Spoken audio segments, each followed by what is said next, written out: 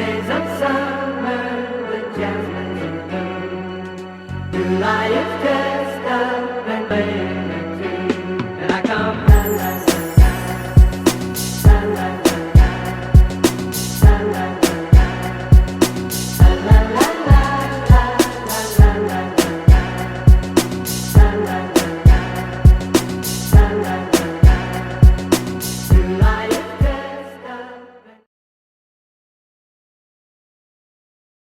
Okay, next comic I want to talk about, Black Cotton.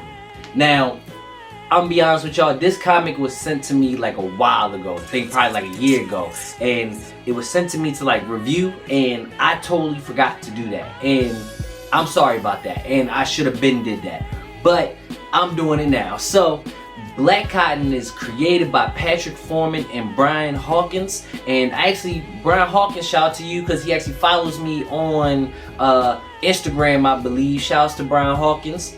He seems like a pretty cool dude. Don't know him, but he seems like a pretty cool dude, and he's making dope comics. So let's get into Black Cotton. So Black Cotton takes place in this alternate like reality where kind of like black and white are swapped. Like, instead of us, we made money during the cotton thing, so like black people are the white people in this situation, right? And then so it comes down to this family, the Cottons, who basically are rich and wealthy, and one of their sons becomes a cop and ends up shooting this white lady, you feel me? And you know, it goes like the whole police brutality stuff like we've been going through, but it's on a different level, a different reality, right? And so this whole family has secrets that end up coming out because of this, you know, all of this. And they secrets, like they past, has something to do with some samurais. Like, these you little samurai action in here, right? Like, this story is actually pretty dope. And I'm gonna tell you why it's dope. That it's in black and white, and I still like it. I'm not even gonna lie to y'all, I have trouble with black and white comics. Like, black and white comics, like, they just, I don't know, I need the color. Like, I don't know, I just need the color, and in black and white it just doesn't do much for my visual. Like, and if the story's still good, I can keep going it like this. But it's in black and white, and I still like this joint. It's real tough, and it's something you should definitely check out. It's real cool. It shows things in like a different light for real, and I think that's what I like. Plus it adds a little samurai action in there, which is pretty cool. So Black Cotton, please check this joint out. Okay, y'all, so this next one I'm gonna talk about is actually really good one. Alright, so this one is called The Antagonist, written by Tyler Martens, right?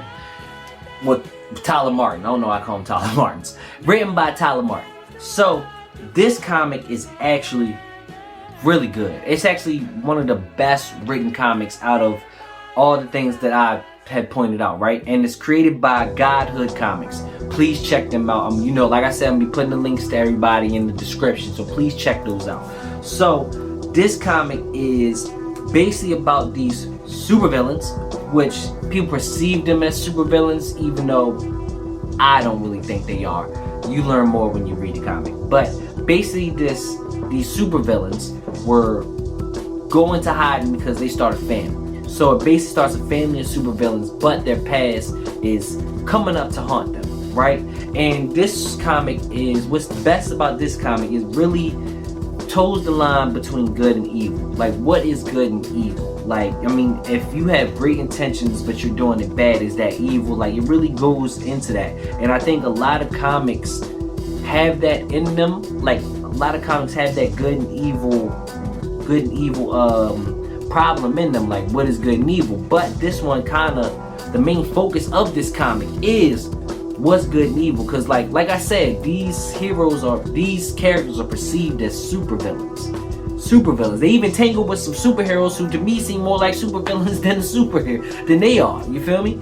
So it really toes the line of what is good and evil, and it basically shows kind of like from your perspective. Like, from their perspective, they're not villains. I mean, they're seen as villains, but they're not villains. And I think this comic, it really is dope. Like, it has dope art, it has dope writing, and people, I think, should definitely read this. I think they should definitely read this.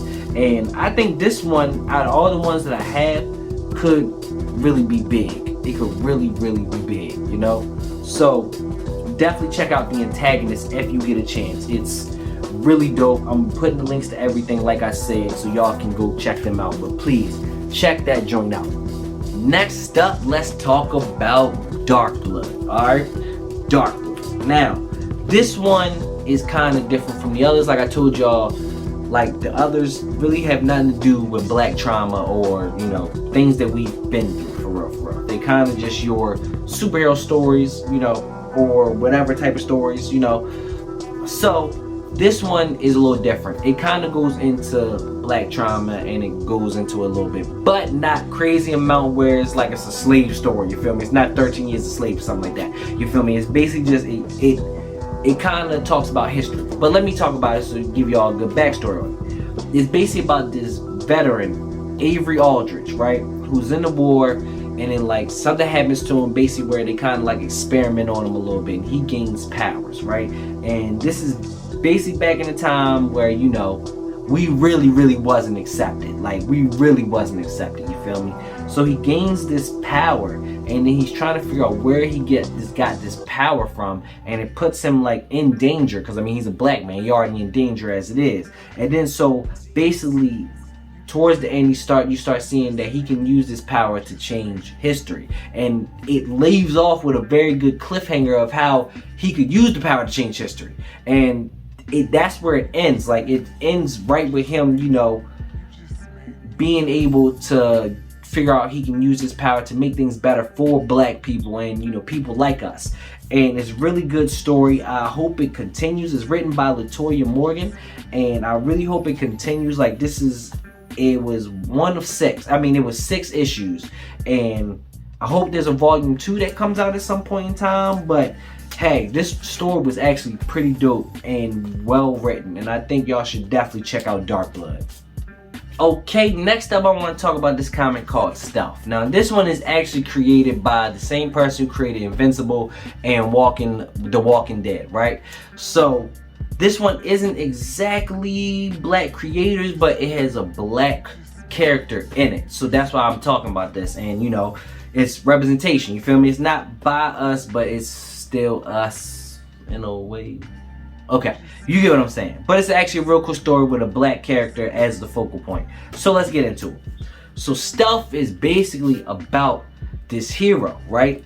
And this hero, he turns out to just be this old man with Alzheimer's, right? Now he's an old man with Alzheimer's. He's basically been a hero in Detroit for a while, right? But now he has Alzheimer's, he's going crazy, beating up the wrong people, all types of stuff, right? So his son is trying to figure out what's going on and his dad tells him that he got this suit, like it's a strange suit, he doesn't even know where it really came from. Like it could be like alien technology or something, you feel me? So he has this suit, and the story is basically his son trying to figure out everything that's going on with this suit, while there's this crazy like Two-Face type villain with this dead hand who's going around killing people. Like, it's a really dope story, and one of the reasons I really like it is not really about, it's just no black trauma or nothing like that. Actually, a lot of these stories that I'm talking about aren't no black trauma. Like, it's basically just a story about a black superhero who now has Alzheimer's, and now his son basically has to figure out what's going on and why this is happening. It's a real cool story that I think y'all should definitely check out. Like I said, it's written by the guy, it's created by the guy that created Invincible and also The Walking Dead and things like that. So you should definitely check this joint out. It's not created by a black person, but it still has a black character, you know, which is still dope. So check it out. Okay, so those are all my Black History Month suggestions, and none of those were DC and Marvel. All of those were original characters, you feel me? So please check these out. I'll be putting the links in the description, so there's no reason why you can't just click the link and go support these. Because I mean, people, I see it all the time talking about we want new original black characters. People be mad at, you know, black legacy characters. And if you want some original characters, you can always look to DC and Marvel for these original black characters, because they have names that they have built up and they're going to continue to use, especially since y'all don't support the original black characters that they make anyway. So please check out these indie comic book companies that are putting out dope products that y'all say y'all have been asking for. So please check them out, each and every last one of them. But thank y'all for watching another episode of Yo a Nerd, and happy Black History Month. We root for everybody black. Okay, so everybody, please tell your friends about me. Please subscribe to the channel and follow me on TikTok, Twitter, Instagram, all that good stuff, Facebook. All right, peace, y'all.